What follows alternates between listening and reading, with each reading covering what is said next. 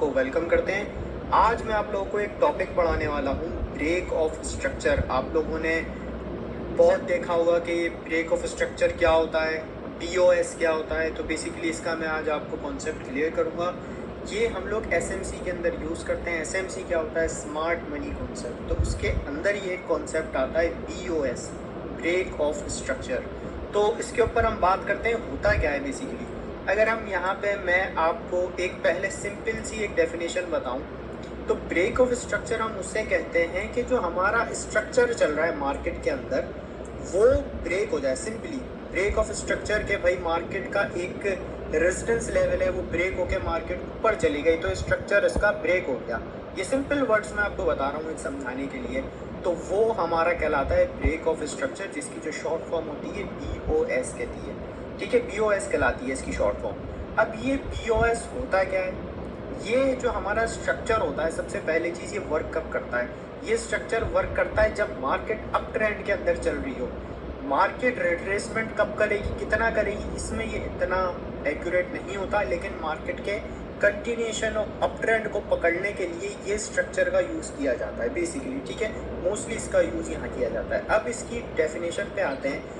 BOS की full form होती है ब्रेक ऑफ स्ट्रक्चर। ठीक है, अब यहाँ पर अगर हम देखें, BOS occurs when a market makes a new high above the previous one during an uptrend without breaking the previous one। अब ये जो होता है ब्रेक ऑफ स्ट्रक्चर, इसके अंदर बेसिकली मार्केट क्या होती है, हाई बनाती जाती है अपने प्रीवियस वाली से। जैसे अगर एक हाई बनाया, फिर उसके बाद उसने प्रीवियस वाले के बाद दूसरा हाई बना दिया।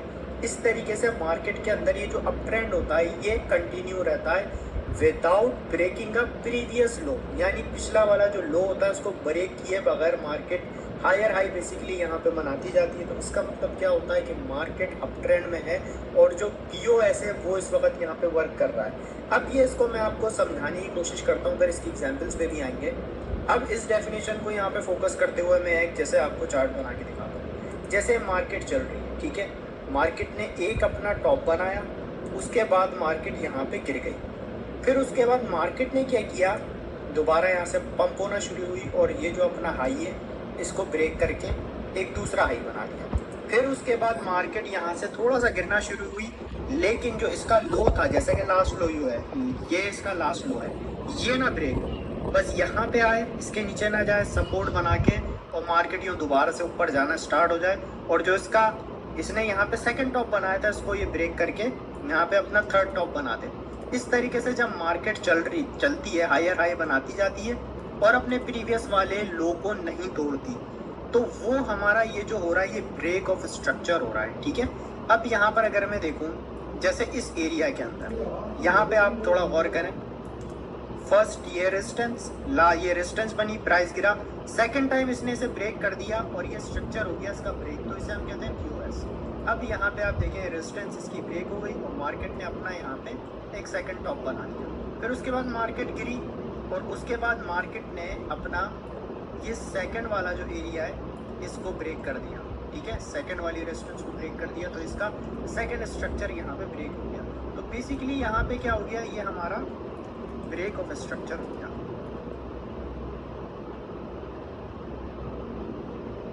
ठीक है, ये हमारा फर्स्ट ब्रेक ऑफ स्ट्रक्चर यहाँ पे हुआ। ठीक है, और यहाँ पे हमारा सेकंड जो ब्रेक ऑफ स्ट्रक्चर है इस एरिया के अंदर हो गया, ये हमारा सेकंड ब्रेक ऑफ स्ट्रक्चर हो गया। तो इस तरीके से market continuation of up trend के बारे में जो बताती है हमें बीओएस के थ्रू यहाँ पे बताती है। ठीक है, बेसिकली यहाँ पर अगर ये देखें तो मार्केट ने अपना एक टॉप बनाया, फिर मार्केट ट्रेस हुई, फिर उसने अपना जो लास्ट हाई है उसे ब्रेक करके न्यू हाई बना दिया। तो इस तरीके से मार्केट इसके अंदर चलती है। अब इसके अंदर हम ये तो डिटेक्ट कर सकते हैं कि मार्केट इस तरीके से हायर हाई यहाँ पे बना रही है। ठीक है, तो एक कंटिन्यूएशन ऑफ अप ट्रेंड यहाँ पे होती है।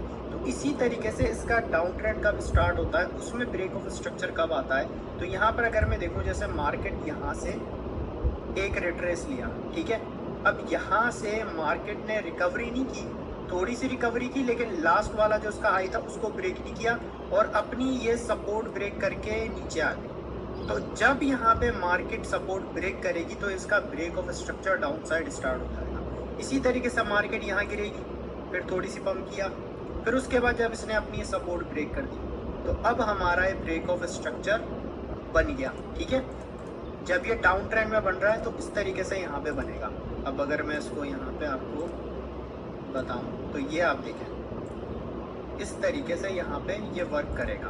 तो जब जब हमारा जो रेजिस्टेंस है या सपोर्ट है वो ब्रेक होगा तो वो हमारा ब्रेक ऑफ स्ट्रक्चर बेसिकली कहलाता है। सिंपल वर्ड्स में आप लोगों को मैं समझाने की कोशिश कर रहा हूँ। इस वर्ड को बहुत कॉम्प्लिकेटेड बना के बताया जाता है BOS, ब्रेक ऑफ स्ट्रक्चर, तो मैं आपको जितना हो सके सिंपल समझाने की कोशिश कर रहा हूँ। तो अब चार्ट पे कुछ आपको एग्जांपल्स दिखाता हूँ तो उससे आपको इंशाल्लाह उम्मीद है कॉन्सेप्ट क्लियर हो जाएगा।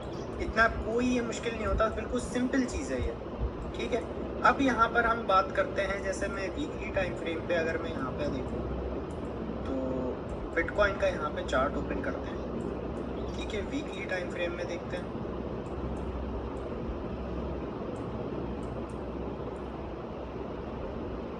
अब यहाँ पे जैसे मान के चलते हैं ये जोन है, ठीक है, वीकली टाइम पे। अब यहाँ पे क्या है कि मैंने इस एरिया को देखा, यहाँ पे गौर करें टाइम वीकली टाइम फ्रेम, और उसके बाद अगर मैं देखूँ वीकली के अबव यहाँ पे क्लोजिंग नहीं हुई, प्राइस गिरा, फिर सेकंड टाइम यहाँ पे दोबारा पहुँचा, ठीक है, स्ट्रक्चर को ब्रेक करने की कोशिश की, कैंडल क्लोजिंग नहीं हुई, फिर प्राइस ड्रॉप। फिर इसी तरीके से यहाँ पे आप देखें कोई भी कैंडल क्लोजिंग यहाँ पे नहीं हुई इस एरिया के ऊपर, स्ट्रक्चर को ब्रेक नहीं कर सका। फिर उसके बाद यहाँ पे आप देखें बिटकॉइन ने ट्राई किया और यहाँ पे हमें एक वीकली कैंडल इस एरिया के ऊपर देखने को मिली, जो लास्ट रेजिस्टेंस जो हमें कंटिन्यू जो रेजिस्टेंस मिल रही थी स्ट्रक्चर को आप देखें यहाँ आके ब्रेक हुआ। तो हमें यहाँ पता चला कि भाई इधर ब्रेक ऑफ स्ट्रक्चर हो चुका है। वीकली में देख रहे हैं तो वीकली कैंडल पे फोकस करेंगे, वीकली कैंडल अबव रेजिस्टेंस को ब्रेक कर दिया और रेजिस्टेंस के अबव क्लोजिंग हुई, तो ये हमारा ब्रेक ऑफ स्ट्रक्चर हो गया। तो उसके बाद से आप देखें यहाँ पे BTC के प्राइस में हमें कितना पॉजिटिव मूव देखने को मिला, 82% तक का। तो ये एक एग्जाम्पल है चार्ट में समझाने की। तो और आपको एग्जाम्पल देने की कोशिश करता हूँ, जैसे हम डेली में देखते हैं, डेली में आपको समझाता हूँ ब्रेक ऑफ स्ट्रक्चर कहाँ पे हुआ हमारा, ठीक है। अब यहाँ पर अगर हम बात करें, यहाँ हम चार्ट पे इधर देखें, अब ये एरिया देखें, ये मैंने डेली टाइम फ्रेम खोला हुआ है, ठीक है, ये जोन है।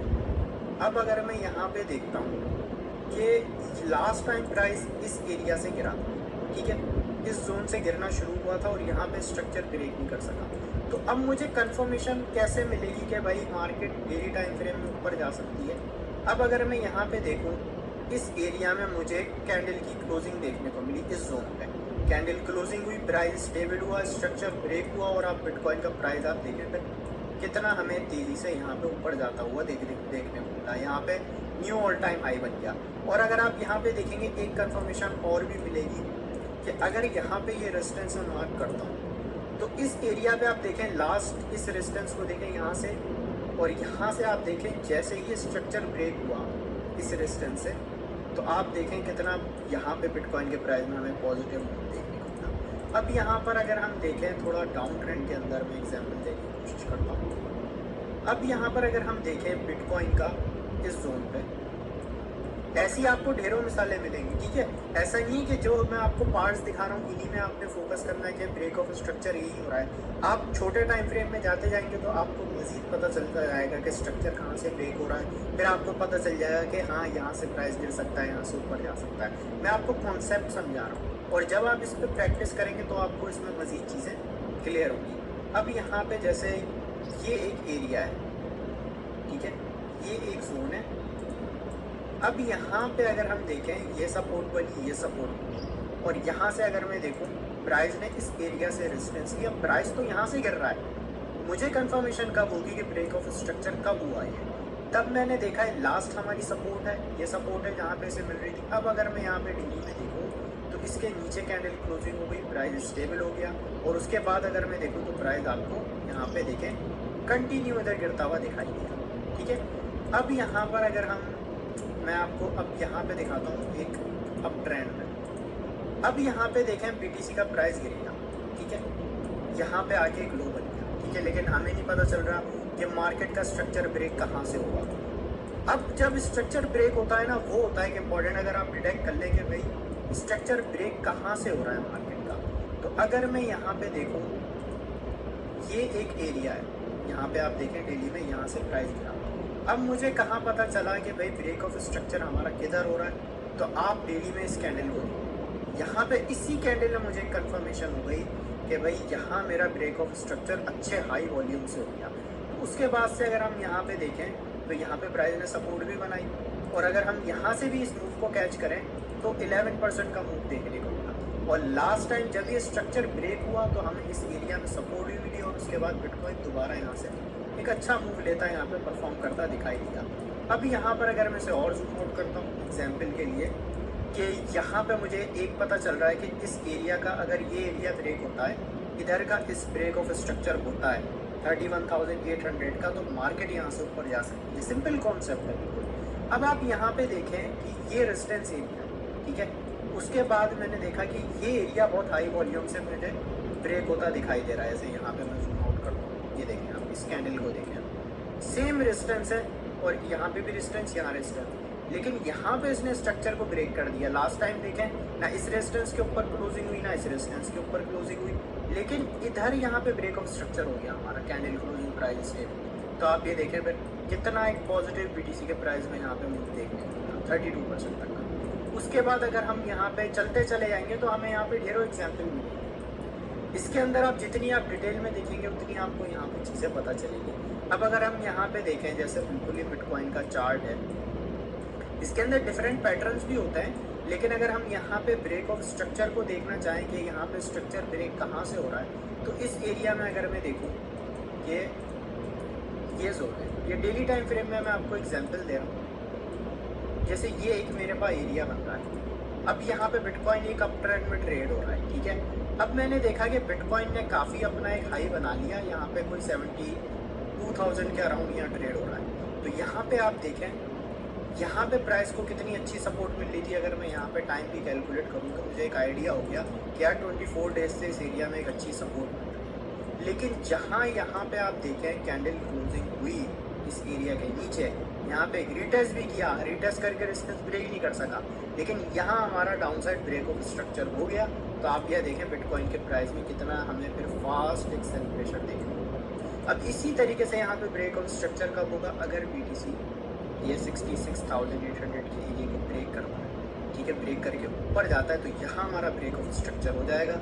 और फिर यहाँ से बिटकॉइन अगर ऐसा करता है तो दोबारा एक पॉजिटिव मूव आगे इसका कंटिन्यू रह सकता है। तो बेसिकली बीओएस जो होता है ब्रेक ऑफ स्ट्रक्चर, यहाँ सिंपल ये बताता है कि आप कंटिन्यूएशन ऑफ अप ट्रेंड को किस तरीके से यहाँ पे डिटेक्ट कर सकते हैं। कोई भी चीज़ 100% कन्फर्म नहीं होती, लेकिन आप इस पर जब प्रैक्टिस करेंगे तो आप समझेंगे, तो आपकी एक्यूरेसी में बहुत बेहतरी आ सकती है।